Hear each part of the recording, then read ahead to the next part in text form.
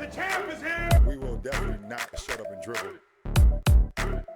The champ is here. I must be the greatest. The champ is here. I'm going to continue to stand with the people. The champ is here. I will not lose. I'm a bad man. I shook up the world. Yes. Welcome.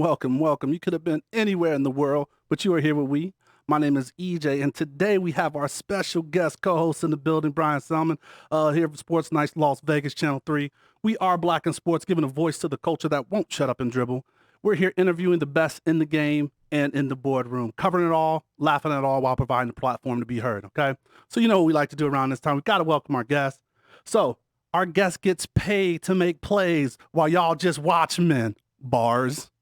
We're going to get into that a little later. If you expect great things, you'll do great things. That's how the relationship with him and John Gruden started. So without further ado, your Las Vegas Raiders tight end, Darren Waller. Let's get it. Appreciate you guys having me on. Yeah. Oh, man, appreciate you having, man. Making time for us, man. I know it's a strange time. So how we get it, we got to get to shoot your shot moment, man. So we need you to give us a story and time. We usually went for it all. Never say never. Bet on yourself. Give us that story. And you can't give us like, man, you know I shoot my shot all the time, every day. We need a specific moment story. Boom. Hit us. With a woman? Oh, yes. With that voice. Hit him with the, I know. With a woman. I know he already sounds like Barry White. Making us I all don't know. sound- I'm not really a shooter. I feel like. Oh, you're not a shooter, huh? Nah, Hold on. nah. You got rebounds? He's a catcher. He's a catcher. He's getting them off the board. Nah, bro, I as far as that's concerned, I feel like that kind of energy always like comes to me. Like it's like, Oh, boy. And then like a conversation happens. I don't feel like I have to do anything like drastic. You know? Uh-huh. I just feel like that's just not. Is that who in I am. everything, or we still just talk about the ladies? That's approach to women. Yeah. Okay. You got to shoot your shot moment in, Like in life. younger days, or what just kind of bet on yourself? Yeah. Okay, give us that then. So we're gonna jump right in. I was suspended out. So I was suspended from the league for a year, and I was down. Like I was home the first couple months. I went to rehab. I came back. I had a job. I was just working at Sprouts, and I would go to the gym every now and then. I would work out, and I have a trainer. His name's Quay Mack. Okay. I've known him since I was 5 years old, and he would be on me like, "Yo, we gotta get you training, like, so you can get back, like, when your suspension's up." And I was like, I didn't feel like even going back at that time Right. and playing. And I remember I was like, well, I'll go out there and try to train. And I was, trying to work out, and we had to like share the field with like some high school teams. Mm-hmm.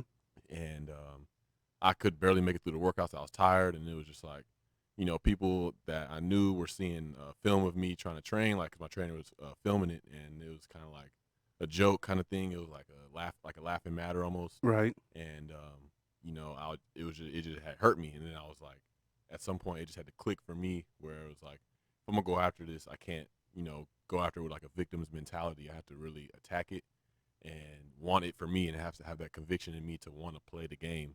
And it kind of happened once I kind of developed more mentally and spiritually within myself. I could see that, this game was a platform for me, not only for myself, but to serve other people.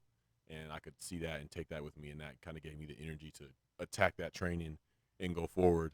And it was still kind of people like, man, Doubting you. him and- still like, Yeah. it's gonna happen again. He's gonna get popped out again, like. And I just kind of stayed the course, and then now it's like, I'm here now. There it is. He's here. I'm here now. I'm here now. There's no other way to kind of intro that, right? But I'm here Yeah. now. So where did your like love for the sports come from? You know what I mean? Like, was it a first sport that you played that you had to love, or how did that develop? I started off playing a lot of sports when I was younger. It was football and basketball first. My dad's from Queens, New York. So Okay. he's, like, All right. Nah. Shout out to Queens, My bro. beat. basketball guy through and through. Okay. So he started me and my sister real early. In the Played hoop that game. first. And, Okay. Played that when I was 4, and football when I was 4. Oh, okay. And from a really young age, I don't know what it was about football. Like my mom would tell you, like whatever sport was in season I was playing, like I would sleep with the football. Like I would be running around the house with the football, doing anything around Absolutely. the house with the football. Uh-huh. And Basketball season, same thing. and I was like 5, 6 years old watching these NFL films from like the 50s going forward, and memorizing all that stuff when I was like really young. And I was just really drawn to it. Damn, student of the And, game. yeah, and I played all almost every position. I started off playing on the line when I was little, but then I moved to quarterback and played quarterback for a long time. But, Okay. played baseball when I was younger, so I don't know what it was about with the competitive aspect I really liked. Which is always in you.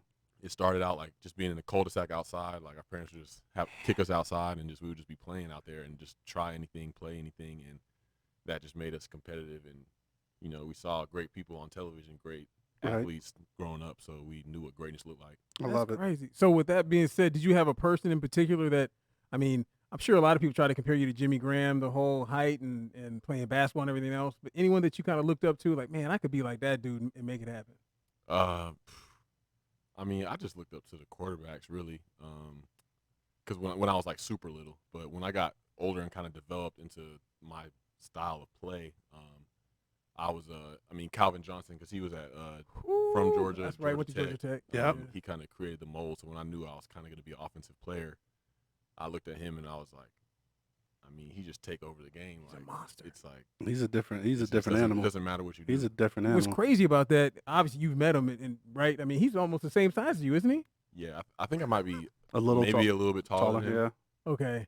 But as a receiver. He's brolic. Like, man, he's diesel to be a receiver. Megatron. Yeah, he's a monster. Megatron for a reason. Yeah. So, born in Maryland and grew up in Georgia? Correct. I was born in Landover, Maryland. Okay. How long was it like? That was like a year. I was still a baby. Oh, got you. Moved to Colorado because my dad got a job there. Okay. And then moved to Atlanta because my dad got a job with Coke. Ah, well, yeah, that's a headquarters down there, right? Okay. You got to go there. When you go to Atlanta, you got to visit the Coca-Cola factory. Absolutely. Yeah. Absolutely. So, grew up there for the most part. And just really quick, how did Georgia Tech become the stomping ground, and who else was recruiting you at the time? I wasn't very highly recruited at all. Okay. It was Georgia Tech. I had offers from Troy University, Marshall, Air Force, and Western Kentucky. Those were the offers that I had. Wow. Okay. And but yeah, when Georgia Tech offered, I was like, man, like it's home. It's not a cold weather. It's not a military. It's not somewhere. Megatron. Yeah, and it's like in the ACC. Yeah, so I saw that, and it was like I'm gonna be going against top competition every year, and I would have an opportunity to play early. So I just figured they offered me at the camp, and I committed on the spot. Oh wow. What positions were you playing in high school? Was it both? I didn't even play offense in high school, really. I think I may have had 7 catches in high school, and they were all like go routes. Hey, because that's the athlete right there. That's what you tell them. Hey, just run. Just down. We'll get it to you. Right. Yeah, but I played free safety in high school. What? I was really small. That's a great asset. Before my junior year, I was 5'9", like 150 in my sophomore year, and then that summer I grew to like 6'2", 6'3". Okay. I was like 170. I was still real skinny, but growing up, one thing I could always do, I could always tackle. So okay. You come up, bring the wood a little bit, huh? Yeah. And so I was just playing safety, and I got comfortable there, making tackles, making plays on the ball, and that was just what I was doing. And I got to college, and I was number 88. I was like, well, guess I'm playing off. He chose his position from his number on his jersey. Right. It's like, this is what I'm going to do then. So how about that, playing in the ACC at Georgia Tech, getting a chance to play against the Clemsons, the Florida States of the world? As far as the conference goes, how did you enjoy playing in that conference? It was great. I mean, you got matchups every year, and then you throw like Georgia in the mix as a rivalry game. But the ACC, Miami, Virginia Tech, That's like right. it's talent all over the place, and it's a really good league. Like people knock on a little bit, but I mean, it's competitive. Like within it, like it may not be the SEC and the caliber players and the caliber recruits, like stars and everything, but it's a competitive league. Like somebody new would win it every year. Like now it's Clemson all the time, but it would always change. Yeah, all the time back when I was there and like the years prior. I got you. So when you say you played a lot of sports, baseball was one of the sports you played as well. Right. How long did you play that? And then how did you know like football was where you wanted to like hang my cleats? Like this is the one out of, just being an athlete. Well, baseball was my favorite sport. Really? I started when I was 8 and was instantly like, there it is. Could hit and field. Like, Natural. And I just ran with that. I love playing baseball. And then did you play all the way up through high school? I played up till high school. I had elbow surgery like very early, like from just doing too much, pitching too much, throwing too much, like that kind of stuff, and not really caring for it properly. And right. so yeah, I wish I could have played baseball in high school, but I didn't. I played tennis when I was younger. Man, I used to take tennis lessons. he's like me. He's trying to have a Bryan Salmond story. Oh, is that what it is? My mom always tells me about the time when the tennis coach said that if I would have chosen Stuck with tennis that. over football, he would have made me into a pro tennis player or something. And I was like, it's like we in the South. It was like, nah, we playing football. Well, hey, when they got you running go routes as a senior, I know. there's pretty much anything you could do they put to it.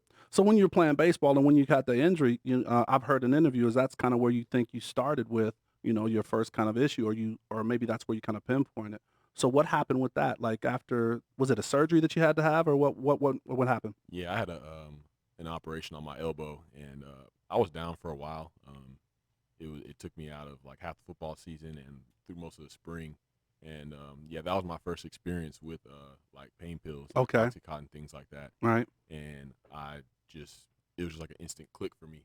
And it's like back then you don't know how genetics and family history and their patterns kind of play into Addictive personalities and things like that. Because like if somebody doesn't have addiction in their family, they could try something and be like, I can stop. But in me, it's like an instant click, and it's like that's where it's at right there. Really? And how old were you when that started? I was like 15. Really? Mhm. So did you battle that? Like, was that a short-term thing, or because you talked about it? We all had I hope all of us saw Hard Knocks. That's where I became the biggest fan to hear like you overcome it, man. So if you could share just a little bit about that. But was that the start, and then it kind of went away, or was it always something that just kind of plagued you? I didn't know it was a battle until 4 years later, Really?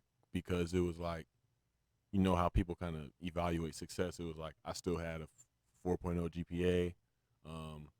By the time, like right when I started taking pills, it was weird because it was just like when I started taking pills, it was like I felt like my life got better. It was like I got bigger.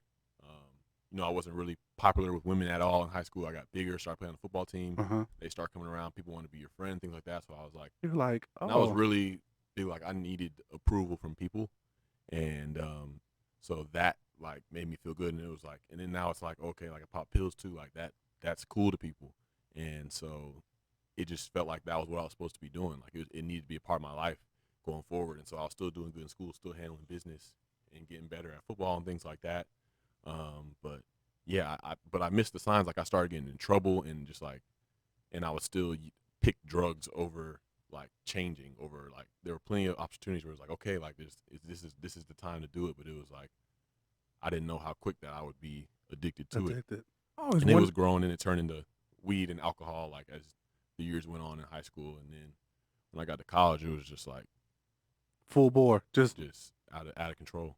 I almost hate to ask this just because we talked about this off camera, just a huge fan of hip hop and music and everything else. But unfortunately, especially for your generation, man, it's almost cool to do that. Like you were talking about, like pop pills, smoke weed, drink, and all that.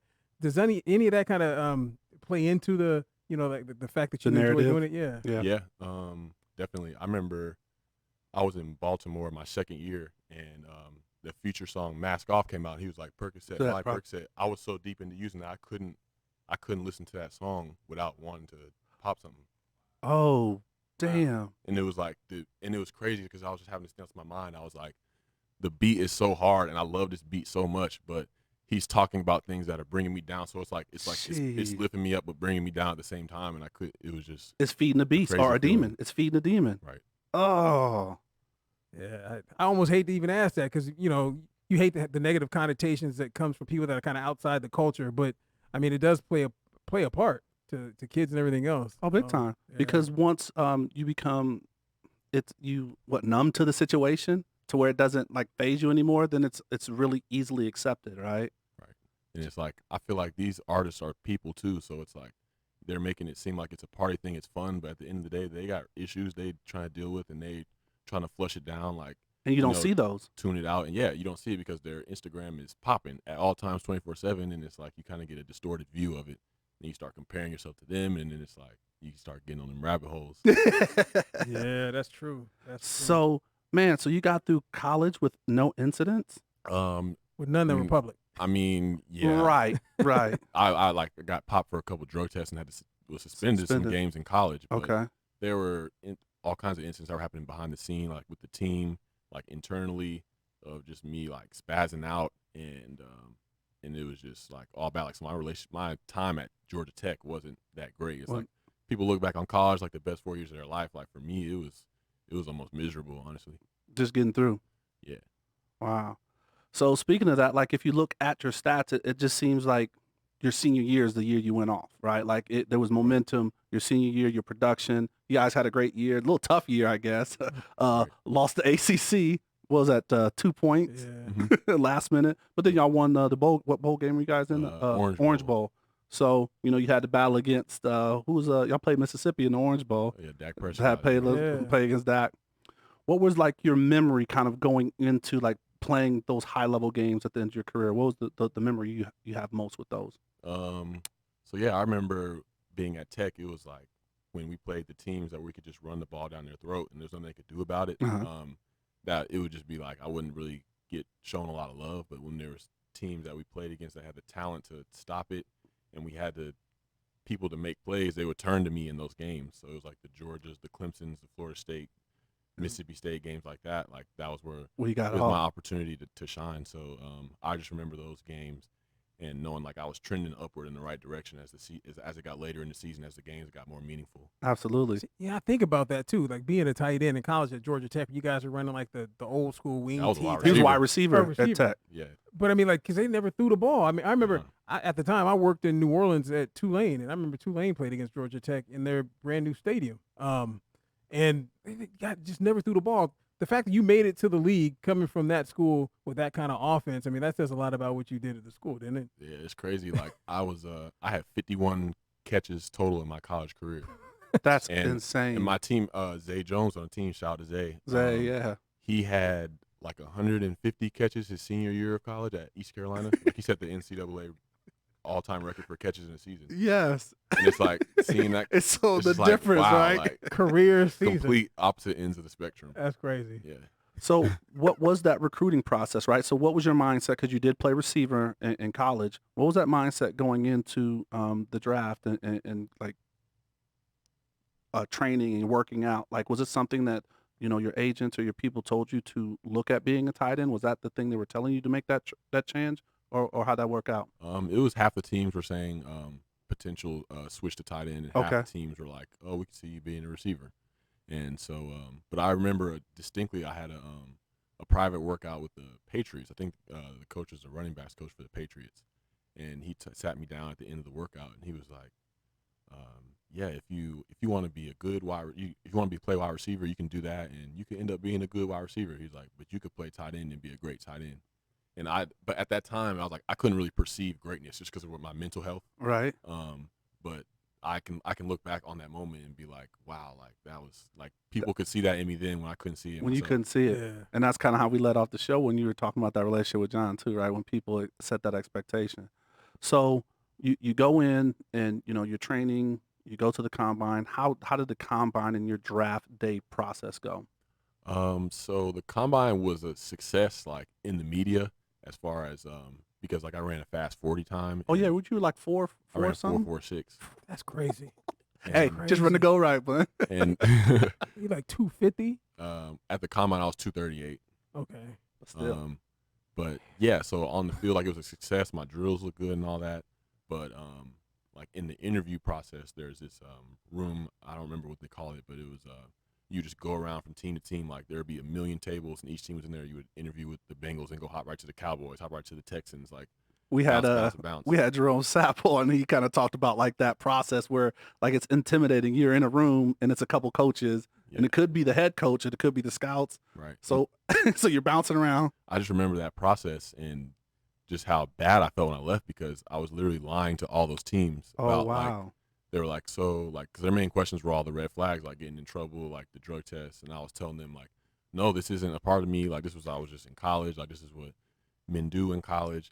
When it was really, like, I knew deep down what the truth was. What it was. And I was just lying to them. And it was just like, like, you can't fool yourself at the end of the day. And you pick up on your own character. And it was just like, I'm just lying to people. Like, I'm just trying to get over. And it's like, I'm always trying to hide things. And it just didn't sit well with me. So it was like, on the surface, it's like the combine is great. Darren Waller did great, and it's just like, but I left with the thoughts of like, wow, like I'm a liar, like I'm a manipulator.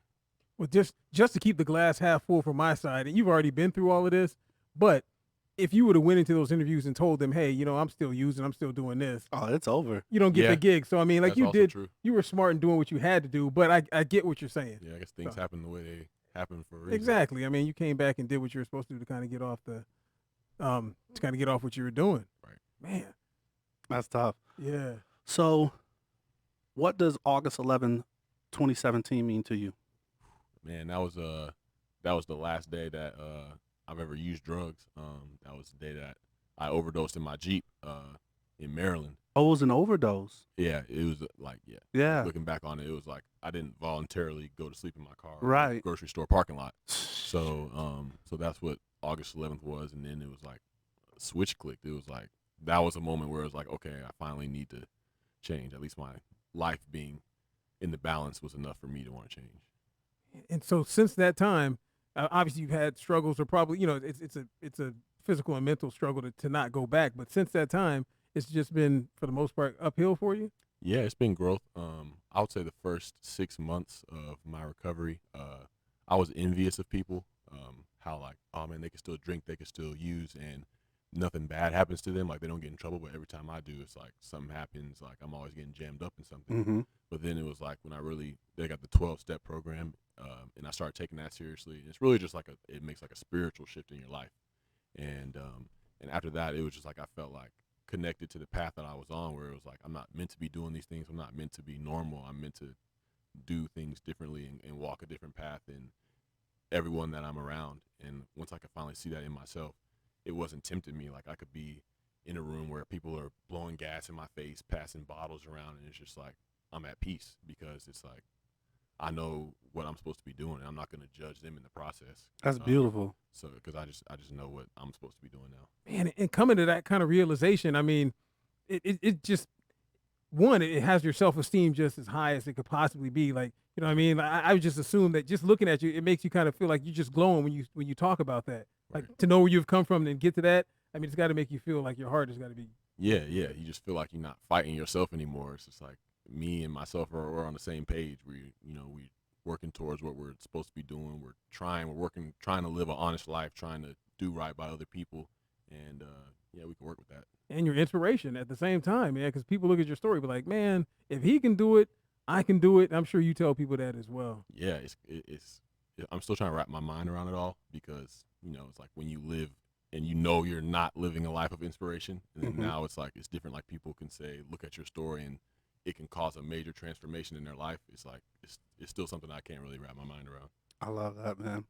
Yeah, that's great to hear. That's good stuff. Well, we always like to start with the background, man, but let's get into the game, man. Talk about your career a little bit, man. So my question is, how did you sign with Young Money Sports? So if for people that may not know, Young Money is Lil Wayne's, he's the rapper Lil Wayne's, his sports agency. How did you come to sign with Young Money? So when I was coming out of college, it was players rep sports management. Oh, okay. So the people that I signed with the agency, we were players rep, and it was like, they would go after young, late round prospects, but that showed value. And it's like guys that are really going to be like, have to work their way, fight their way, because they're an agency that's, they had to fight their way to get to where they are. Right. And I remember I was suspended and they made a deal with Young Money and got bought out. And then I was like, I got like some gear in the mail from them. I was like, what is this? I was like, but then I was like, oh, we Young Money now. Money now, right? All right. All right. I'm on Let's board. roll with it. Some tight skater pants in the mail. with the truck fit. You got the truck fit. Wow. Some Garanimal designs and shit. That's what Oh shit. Man. So then, and that agent you had, well, Cody's your agent, right? Yeah, so Cody. he just stayed with you the whole time, and he still reps for you under Yeah, that. the whole agency stayed by me through everything that I was Everything. doing, all the suspensions, all the negative things that were happening. They Mhm. still another case of somebody seeing things in me that I couldn't see in myself. I love it. That's God working for him. Hey, look at guy, right? Yeah. And go let's ahead. say, with that being said, you with Young Money, you love music, do music. I mean, that seems it's almost perfect because I'm assuming you weren't doing music at the time. I started doing music my rookie year in Baltimore. I was really bored up there, and I knew like when we were in college, people would freestyle and like pass the beat around, and Oh yeah. it would be like I could put 2 bars together that were nice, but I couldn't string anything together. But I was like, if I could write stuff out, I feel like I could be good at it. And I just started writing it out and would just make trash stuff on my computer in GarageBand for a couple years. And then like, I feel like I started getting better and started going to a real studio and just built up courage to do that. And it's just been going ever since. I love it. So 1,000-yard season. I mean, that's big. After you're coming from, what'd you say, 77 catches? 51 catches in 50, college. Yeah. 51 catches. I didn't have 1,000 yards total in college. Wow. Over the whole? Over the whole 4 years. This guy had triple the amount of receptions in one season. So, I mean, so that was exciting for you, right? You had to Right. enjoy that. And I guess being, Derek Carr's security blanket, it definitely helps. How did y'all build that chemistry? And I mean, tight ends are definitely most quarterbacks kind of like go-to, right? Especially in that offense. Especially in that offense, the way Gruden moves you guys around. And I mean, you're damn near your wide receiver, just the way they kind of line you up and do those things. But how did you guys develop that kind of chemistry? I feel like it developed really like just with talking about life. And, Derek would host Bible studies. And I would kind of go in there and just kind of share about what I was going through and what I was thinking and what has happened in my life up to this point. And, there'd be people in there looking like, whoa, like he giving it real in here. 100%. But Derek was always welcoming, always encouraging, and it kind of built from there. And it was just like, you realize there's people that really care about you and want to see you win. And so anytime he was throwing, I was like, I'm there. Like, and then like before the season, like when they let Jared walk in free agency, they were just like, this is time. Like they didn't even give me no like Step up. big speed. It was like, let's go. Let's like, go. We like this is your time. Like we believe in you. And so that kind of stuff was just like a spark. That's big. Opportunity is huge because, I mean, Cook had a monster season. Oh, beast. He had a Beast. monster season. And you got a chance to kind of work with him, learn from him and whatnot, right? Yeah, I was there the last 6 games of the season and seeing him at practice. I was like, oh, wow, yeah. That's what Real I'm supposed to deal. be doing. That's a real deal right there. Man, so he leaves. He goes to New Orleans, right? Yep. Yeah, he goes to New Orleans. Drew Brees, he landed on his feet. he gonna be all right. He's gonna be okay out there. Can make that work. Oh shit. But yeah, to me it seems is Derek Carr really as cool as he seems he is? Because I've interviewed him a few times. He just seems like he's a real stand-up dude. Yeah, he's solid. There's nothing like where he puts on something for the cameras and it's a different thing behind the scenes. It's real solid. He welcomes us into his home all the time, around his family. That's big. Speaks life into us. Is always encouraging people. Is never one to single anyone out or call someone out or just like, berate him on the sideline or anything like that. But I mean, that's just who he is. So like what EJ said, you had that 1,000-yard season. So after you had that season, I mean, that's got to make you feel like everything that I've gone through as far as like life off the field, playing on the field and not really, having the stats and everything else, and for the Raiders to kind of take that flyer on you and you perform like that. I mean, how does that make you feel? That you got to be like on top of the world. Yeah, just extremely grateful, honestly, to be able to be in a situation where I can produce and can be consistent for a team and just have that opportunity because all the times I screwed it up before. Right. And it's just like, even with my actions before, I don't even really think I deserved it, but the fact that it was given to me back to me, it allowed me to have a new appreciation for that and just life in general. That's big, man. Man, yeah, you can see that. So no, Derek. So I actually worked in Fresno before I came back to Vegas. I took a quick break, and he's really big in that community because and I'm pretty sure he shared this. That hospital saved his son, so he has like a really big connection to that city and that hospital. So he does a lot with them, and he's come back and he's been so gracious because I was in sponsorship, so I'm selling, and he takes time with everyone. He'll take the pictures, and he's always been like a true real kind of guy. So you sharing that. So not only did you guys connect on a respect and a trust level, that takes that trust level for him on the field to know that he can depend on you and you don't want to let him down. So that's awesome, man. Right. And you didn't let him down, man. You like clutch every time, like you're first down, guaranteed first down when you get the ball in your hands. Dude's a monster, man. Monster. So speaking in tight end and like the dynamic on the team, you got a rusty old vet. I shouldn't call him rusty though, should I? I don't think rusty's the word. Solid vet. Okay. Solid vet. So how have you had a chance to kind of get around him and gain some of that knowledge? And yeah, he's come out when because we were throwing like all spring and stuff, but he's come out and interacted with us, running routes, working out with us. Okay. And, yeah, I mean, he's dope to be around. Yeah. It's a wealth of knowledge. He's a nice guy. He wants to be around you. He wants to get to know you. He's not a guy that thinks he's like above everyone else. So it's an awesome addition to our position room and to the team in general, because that's a Hall of Famer. I mean, No, he's a big-time Hall of Famer. Anytime you around that, you listen. And it takes you to another level. Right.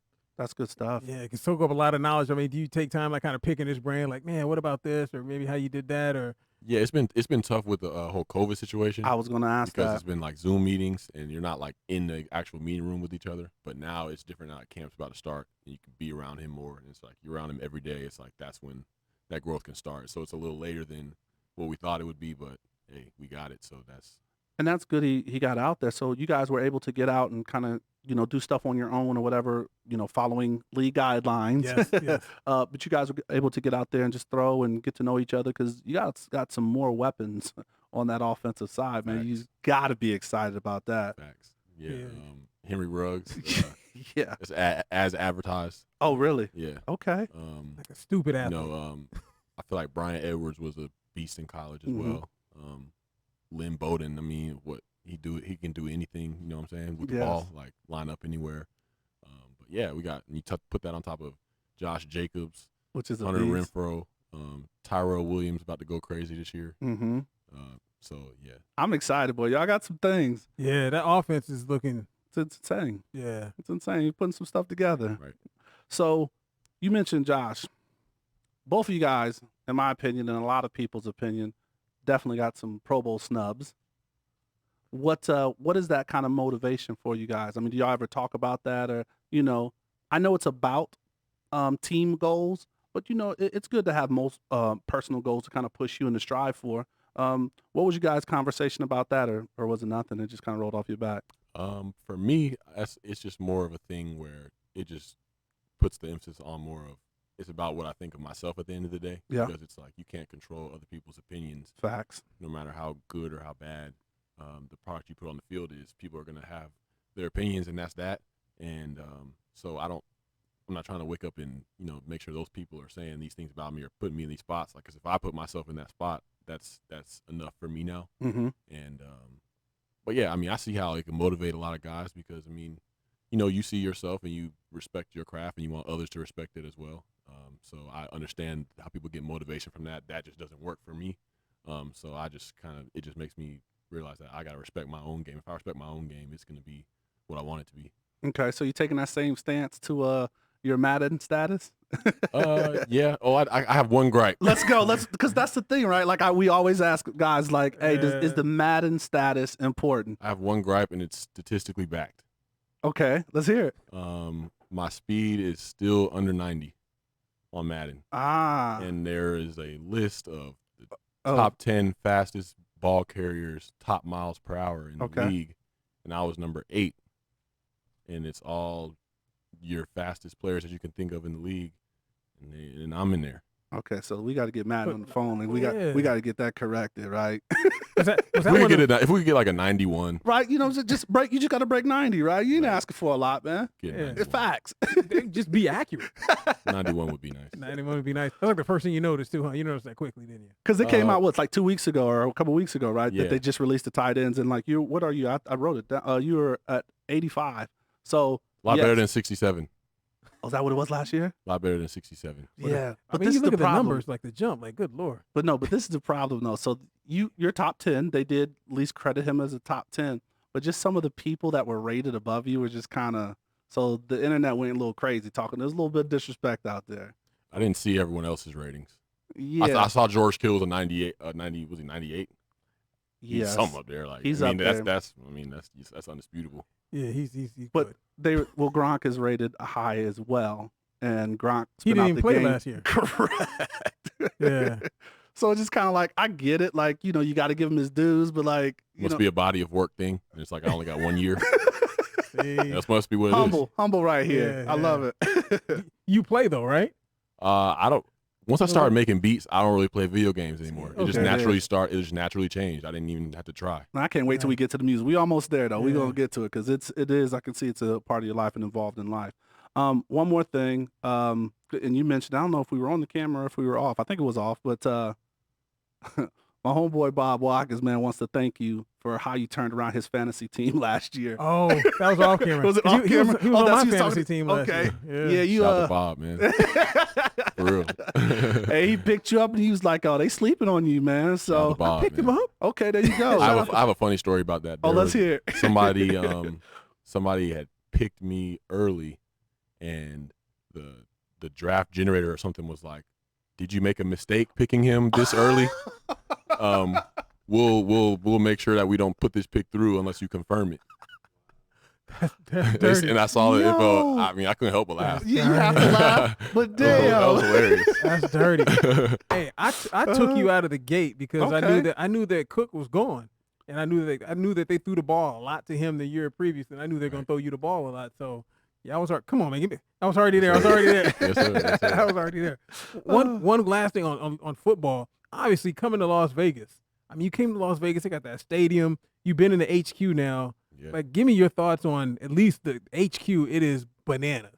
It's incredible. Like, my first time in there was today, and it was like a joke. It was just like, what is this? Like, what? It's on another, and especially from what you're coming from. No disrespect. No disrespect, but But- for people that don't know, we were in the back of an office park. Hold on, what? The facility in Oakland was in the back of an office park. It was. I'm from Oakland originally. I used to go to the Coliseum to go watch the A's play back in the day, and I went there to cover some games and whatnot. Mm-hmm. By far, I hate even saying it, by far the worst stadium in the league. Like, by far. Yeah, I feel like it kind of fit the Oakland vibe though. It was just like, you know, how people was painted, like, and if you walk in the stadium where other teams' colors, you might get beat up. Like, it was just a gritty Raw gutter vibe there. So I yeah. feel like the stadium just fit that The stadium was in College Park, Oh, too pretty funny. much. That's too funny. but yeah, continue. Like, as far as the HQ is sick though. Like Oh the, yeah, it's unbelievable. Like, I have no words. Like, it's just. And the Yeah. stadium as well, right? Did you guys get a chance, or have you had a chance? I haven't to- been in the stadium since it's been completed, but I Got mean, you. if you just ride up and down 15, like, No, it's amazing. it's just like you The get Death- you get visions, you know, Death Star. I know the Death Star. or the giant Roomba. Oh, the giant turning. Roomba. Have you not seen? I saw a guy had a video where he put like Allegiant Stadium on a Roomba, and you just see it. That's terrible. But he's playing the Death Star, the theme of it. It's like, okay, you gotta take the good with the bad, right? Internet undefeated. Undefeated. Internet is undefeated. Undefeated for Undefeated. real. That's wild. So, man, why did I just get turned around? Have you heard of the Vegas flu? No. That's a good one. So, which is great that you are in a situation where it's not going to affect you, because that could have been a concern when people come in. So the Vegas flu is when other teams come in and yes, and they I think I can't get it. They play like garbage. they can't handle, the amenities a city like ours has, and they play like shit. I saw the hockey numbers on that. Yeah. Yeah, I saw that. So, we hope that kind of comes back into play sooner than later. But hockey has no curfew. I heard that hockey teams don't have curfews when they Oh, go on the really? road. But NFL it's Oh, it's totally different. Y'all locked down, button, huh? yeah, latched down, You see the way his face changed? You started talking about that? latched down. Like he's like some bull. He's like, man, yeah, this is wow. So it'd be hard for NFL teams to come in here and have a really good time because they're gonna be on lockdown. I feel like they gonna find a way. Somebody gonna find a way. You see them trucks, girls to your room, but that's a whole nother story. All right, so I introed with your relationship with Gruden, and he believed in you, man. And that was, I think I saw it on an interview that you said that, man. How was it getting that call? Was it him that initially reached out, or how did that kind of set up where they brought you here? So when I was in Baltimore, shout out to Robert Griffin III, RG3. Okay. We would throw, guys warm up in t-shirt and shorts for the game. After everyone would go inside, me and him would run like 15, 20 extra routes because like we weren't playing in the game, so we were just getting work in. Mhm. And we were playing the Raiders that day, and Greg Olson, who's the quarterback's coach, was like saw me like over there running routes, and he was like, "Who is that?" Mhm. And then the tight end coach, Frank, who's our tight end coach now, shout out to Frank, he was like, "That's Darren Waller." Like when I was in Chicago, we tried to trade for him when he was like playing in Baltimore his second year, Okay. and we were like, he can play. Like, and then then Ole, we call Greg Olson Ole. He Ole. went and told Gruden, this guy is.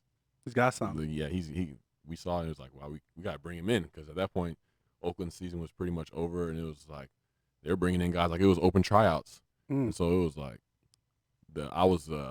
I got the mirror knocked off my Jeep in Maryland somehow, and I was at the collision shop that Monday morning. Okay. And my agent called me and was like, Oakland is putting you on the 53-man roster, and I was like, wait a minute, because I had hope up until that point that I would get claimed, but that week it was just hard for me. It was like, man, like it's Thanksgiving, it's week 10, like I don't know. Right. And then they called me that Monday morning, and they were like, yeah, Oakland's gonna put you on the active roster, and I was like, what in the world? From out here doing nothing to the active roster, like straight Yeah, there. like they claimed me from the practice squad and put me on the active Jeez. roster. That's dope. Man, And like you said, they believed in you from the get release and said, hey, it's time to shine. what's it like playing for John Gruden? I mean, that's a lot. I've asked guys this a lot, but I mean, the guy that on being on television and commercials and everything else, he sounds exactly the same way in person. What was it like being with Coach? Yeah, I mean that's him all day. It's not a gimmick. That's who he is, and it's just like unparalleled energy, in the meetings, and it just makes things interesting. It's funny. It makes you want to come to work, and I feel like that's an underrated part of football. It's like, guys may be like, man, I got a long day in the building, but it's like if you go into the building like, oh man, like I don't know what he gonna say in the meeting, like, but then it like helps you learn more because you're more dialed in. You're not just like mind just wandering and stuff like that. So his energy, and then he just speaks life into guys. Like he's not ever speaking negative, no matter how bad things are going. He's saying like he's telling guys he cares about them and that he knows like we're gonna turn this around if we in a hole. Like, and it's just like the That's way good. that he speaks is positive. It's like a perfect kind of coach. Like when you think a stereotypical coach that you want to play for, that's the kind of coach that people want to play for. Huh? 100%. I like that, man. 100%. I like run that. through a wall for that dude. That's good 100%. stuff, man. All right, man. Well, here's a platform, man. We like to call this the Winner Circle, and we want to get into doing some great stuff, man, and damn COVID. But so we want to talk about the, Darren Waller Foundation, man. You're really getting ready to launch that, had some events and some things set up, and then, we got hit with this COVID thing. But just tell us a little bit about your organization and what you plan to do. The Darren Waller Foundation, it's aiming to, educate youth on substance abuse, how it comes about, signs of it, just to get them to rethink what they're choosing in their life growing up, because I know people that were smoking weed in middle school and just starting early, and it's just like if you can get in front of them and say like, hey, I tried that, it's really not taking you where you wanted to take you, and really, bet on you, really seek what you really want to seek. Like, don't be so caught and impressing these people, because in those times, like those young ages, it's like you want to impress everyone around you. It's And so you much are pressure on you. impressionable too, right? Right. And it's like you exert so much energy doing that, and you exhaust yourself. And then it's like, when things aren't working, what do you turn to? It's so easy to turn to drugs, because that was what happened to me. And so if it's like, hey man, like don't waste your time doing that. Like really pursue what you want to pursue. And that doesn't mean the road's going to be perfect. It doesn't mean that you're going to know what's going to happen that whole time. But we just trying to get in front of them and let them know that they have a choice to, choose life, because this road of drugs and alcohol is put you in jail, it's putting you in an institution, or it's putting you 6 feet deep. Wow. And through your organization, how can people, if they're watching this, how can they get in contact with you in order to try to receive this message? Reach out to me on Instagram. You can reach out to me through Young Money Sports, through Raiders Community Relations. Like I'm open to anything. We have a LinkedIn page as well. Yeah. So reach out to me. I'm all about it. Okay. And do you like to, or would you like to like go to schools, or are you going to try to have A program, yeah, like steady programming, or what's going to be kind of like how you're doing it? And then it says it's based in Kentucky. Is that kind of just where that's the 501c3 like my kinda, tax people. your tax people Right. just setting it up, but you are going to do your large base of the work here. Yeah. Okay. And going into schools, whether it's putting up posters on imagery on the walls of you see a Raiders player, and it's just like people automatically listen. So it's like, if I'm why not put impactful information on there, like like how quickly you can get addicted to pills, what things look like if you choose that route, and going in schools and having like TED Talk style events, like speaking, just really trying to get in front of people and put my story out there and just be as vulnerable as possible. And it's like you can still be successful, but you don't have to hit all them bumps that I hit. So yeah, and it's just like maybe like working on forming an online community where people can come and it's just like a safe space for them to tap dope. in and be like, man, life been rough, like, but I have this space where you can come in and, and people are going to value you. They're going to listen to you and know that, you're safe. Like nobody's going to make you feel any type of way because of what you're feeling, what you're thinking. So those are kind of the things that I've thrown up as ideas for it. And that's needed, man, because I think the biggest part when you kind of go off on these tangents is you go off on a bad route and you stay either alone in it or you have a group of bad people pushing you down that route instead of having that safe space. It's like, yo, that's not cool. The lyrics, and you, I mean, you better than anyone, because to hear you say that you got into it and you started seeing wins, like you started seeing like friends and, your skills started developing and that was just producing a false kind of vision. Right. So to be able to bring them from like, no, it's not all as good as it looks. It turns on you in the end. Damn. Was there one? I meant to ask you this before. Was there a person that maybe helped you, like maybe that you can think of, like, hey, this is one of the people that I really, really leaned on. That kind of got me to kind of turn myself around. Or did it come internally? I could put a list together of 1 million people that could help me when I was finally ready to help myself. With people that were on staff with the Ravens, player engagement, Harry Swain, Dr. Tricia with the Ravens, they were on my side. Johnny, the team chaplain, they were on my side back then. Even Harbaugh, even the coaches, everyone was on my side, but it was like I was so caught up in my own world that I thought that everyone was just like attacking me. So it was like when I got to the point where I knew that, okay, this is what I need to do, I need help, those people were able to be of service to me. My parents were able to share their story, their family histories, and things like that. And so it was just like, wow, I really have all these people on my team now. It was like, man, they've been there the whole time, bro. Right. Right. I got you. So, my calls, my cleats. Last year you did the Davis direction. So are we going to have your nonprofit on your cleats this year? That'll be dope. That'll be incredible. Because the design and what they do for that is so amazing, man. Yeah. So just to see that and it be your nonprofit, man, think about that, man. That's like, you talk about full circle. Right. Damn, I just got chills. Yes. I can't even wrap my mind around this stuff, man. Like, that's amazing, man. Right. Hey, congrats to you, man. Yeah. Because you did the work, right? Right. So you got to celebrate the people that do the work, man. So that'd be dope. And I mean, I think about this, and I ask people this all the time as well. Like anytime you're able to help somebody, like a kid or someone that you talk to, it's almost like you get more out of it than they do in a sense, doesn't it? Right. It's like, yeah, I could do all these things and go out in the field and make things happen, and it makes me feel good, but it makes me feel better when I can be of service to somebody else and see and pass that and give life to somebody else. Like that's just what life is. This is what it's about, to inspire the next man, inspire the next woman, inspire the youth, because they're going to carry on what we start. Completely agree. All right, man. So did you have anything else on the foundation? No, but off air, I'm going to get some more information from him because I got him come on our show, man. I got to come on Channel 3 and talk about it as well, man. Oh, yeah, he plugged that, didn't he? He just plugged. He just really just plugged that on my stage. He just had it in there, right? Yeah. Like just damn. I'm like, wow. I'm like, okay, that's how we I doing respect it. it. Hey, hustle hard, right? Hey, he just shot his shot.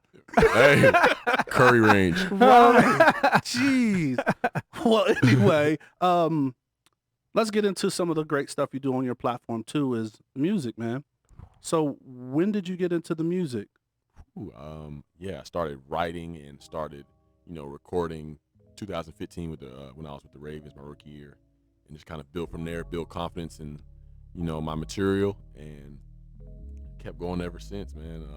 It just feels natural. It doesn't feel forced. It feels like what I'm supposed to be doing once I kind of learned about my family history with Fats Waller. Yeah, your great grandfather, huh? And I knew like I played. I was in a band in middle school. I played instruments growing up.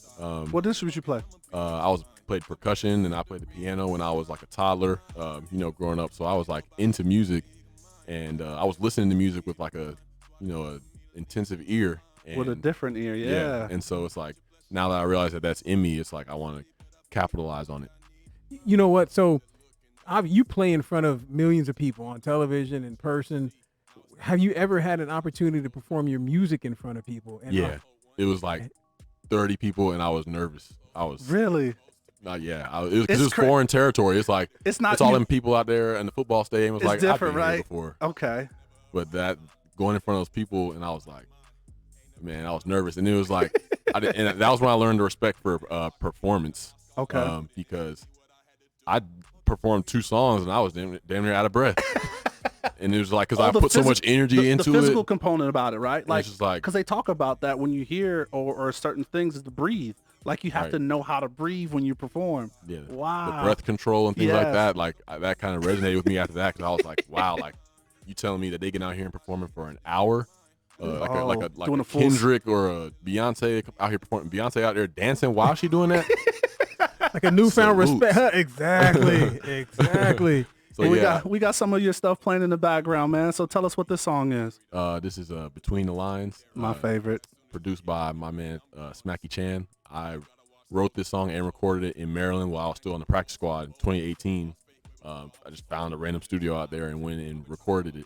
But yeah, I mean, just talking about, you know, seeing your situation and like kind of like my story. It's like you see, like I thought, you know, drugs were making my life better and putting value in it. It's like you kind of got to read into it more, you know, play the whole tape through and realize that the things that you think are propping you up are not really. You can't rely on things external to prop you up. It's got to be internal, and it's got to be, you know, a real shift inside of you. So that's where I feel like this song came from. You know, Man, you let it play for a little bit. Yeah. Now you again, you were born in Maryland, but you were raised down in the dirty ATL. in hot Atlanta, Yep. and you do music. Obviously, that's a hotbed for music.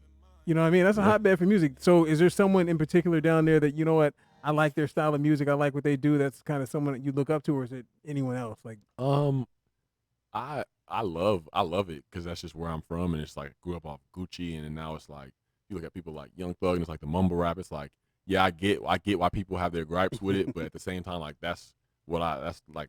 And it's like the beats are crazy. It's slaps. just like their flows, like it's just it is what it is. But I don't really like look up to them because I feel like the lyricism of like New York hip hop and just like people that can really rap was put in me by my dad, and so I kind of realized what that looked like, and I was like, okay, I can accept that the music for what it is because it's lit. Like, but at the same time, like I respect, you know, storytelling. I respect people that are, you know, crazy with the pen. Like, so I can see music from different perspectives. But yeah, I feel like my production side started from like more Atlanta producers, but now it's like I'm trying to just, you know, not be bounded by any type of sound. But yeah, I just try to, you know, look at music in a universal perspective. so with that, you got to give us the top 5.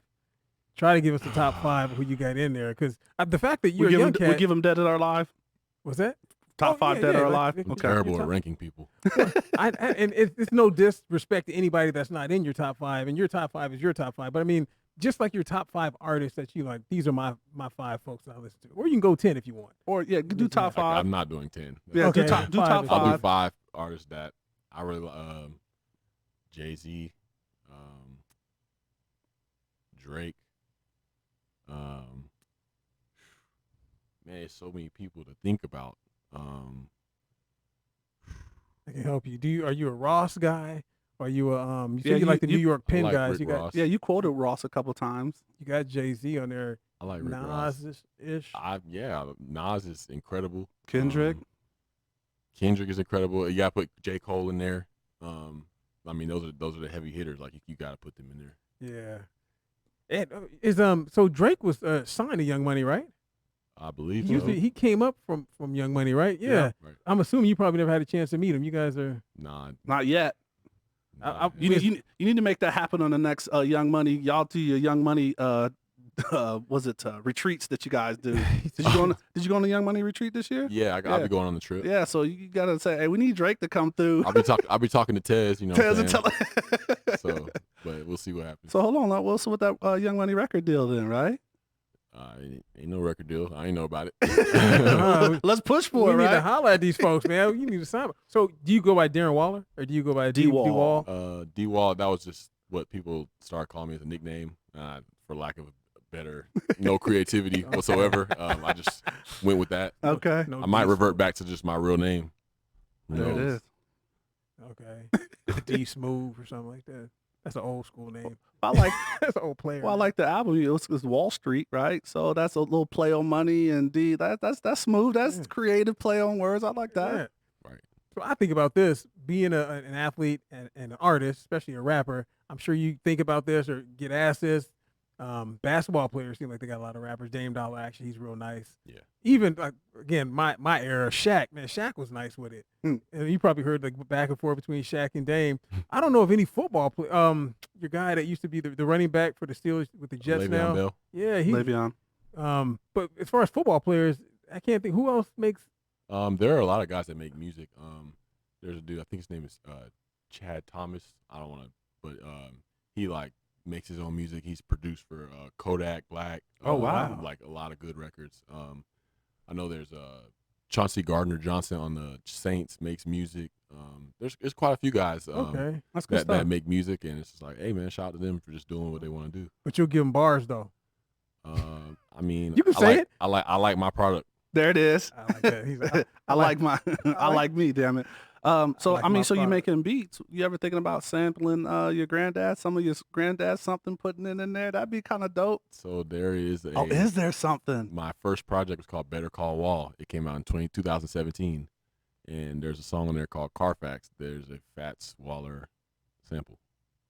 Dope. Now we gotta go look for that. Is that on the internet? How did I miss that? I want to go. Yeah, it's on streaming platforms. Okay. man, that's just like when Nas did the song with his pops. Oh, that was dope.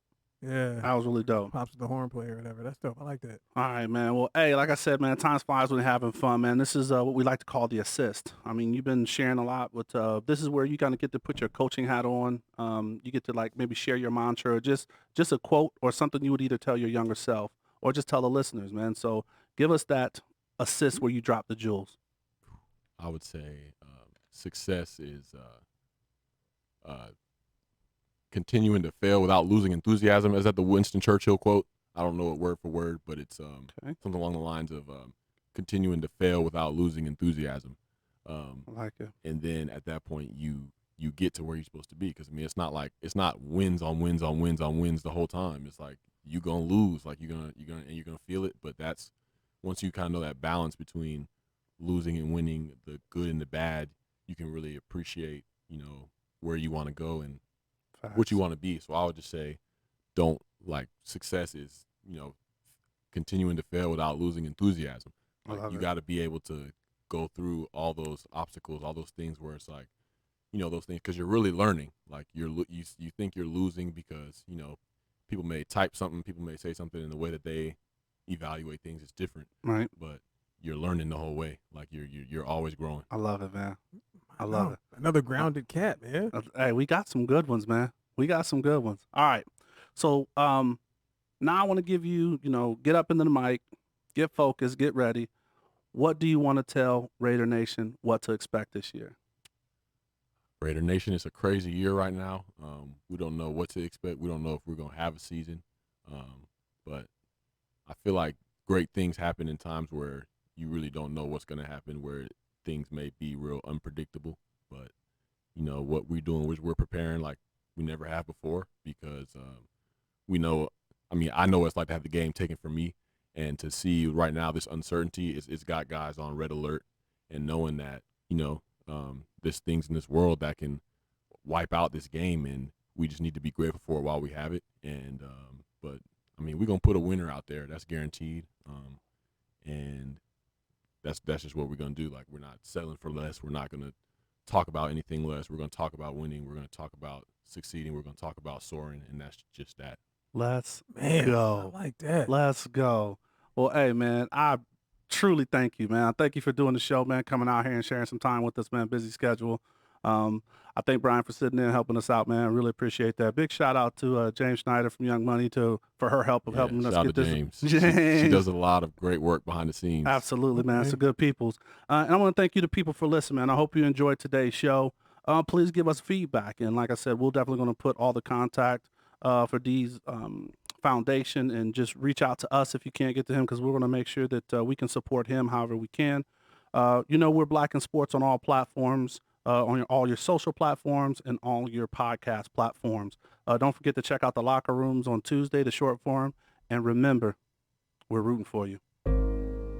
Screaming, all us blacks got is sports and entertainment until we even.